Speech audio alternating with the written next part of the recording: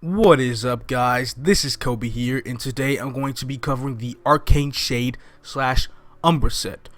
Before I get started, I just want to say, for those of you that have not seen my Lucid guide, it is in the top right. You have to fight Lucid in order to get these coins to get the weapons, but if you just want to see the stats of the weapons, then that is all good. So let's go ahead and get started. Now I'm going to start off with how you get the coins to get the weapon. So first, you're going to want to talk to this dude. He's gonna want you to collect 10 of these and one of these from Lucid. See, these 10 items, are they like some arcane essences or something? They drop from every single monster in Latchland, but the catch is their drop rate is far lower than Latchland symbols themselves. It is crazy low. But you know what makes up for that is that they're tradable. So people that get them but don't really see themselves fighting Lucid can sell these items for, a good price. And then of course this is from Lucid. You get one per week, which means you need to do this for multiple weeks to get the weapon, or any part of the set. So we're gonna go ahead and get into the actual set itself.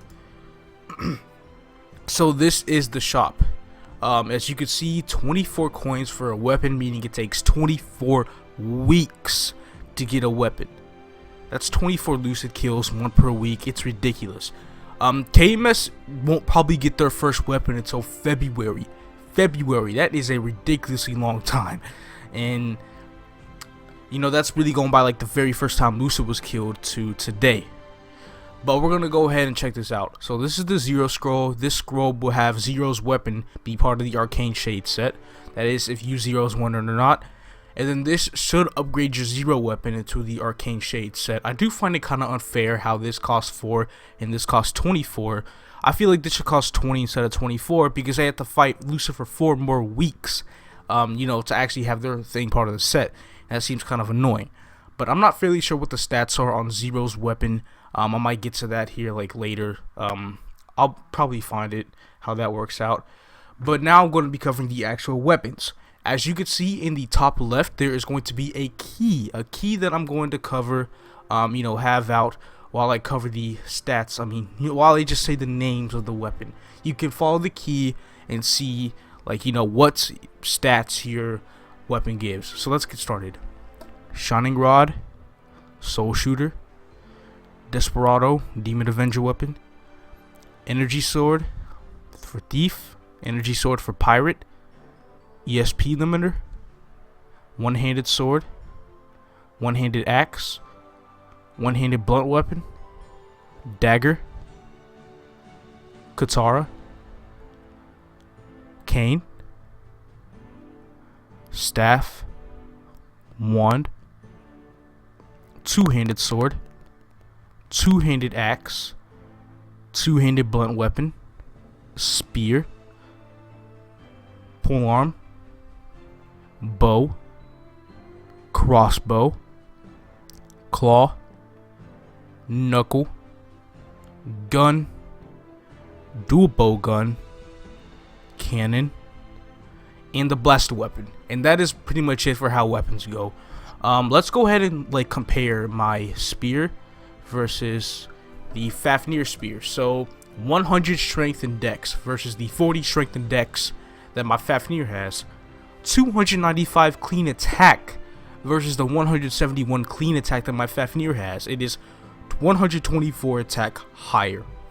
Same amount of boss, but the PDR is going to be 10% higher. So with that being said, we are just checking these out. I went over every weapon, so he could pause at the moment and compare to how it is with your weapon. But we are going to go ahead and look at the armors. Now we have the shoe. It gives 40 primary and secondary stat and 9 attack. The glove gives basically the same thing. And then the cape gives 35 all stats as well as 6 weapon and magic attack. And now, here comes the question. Is it worth getting?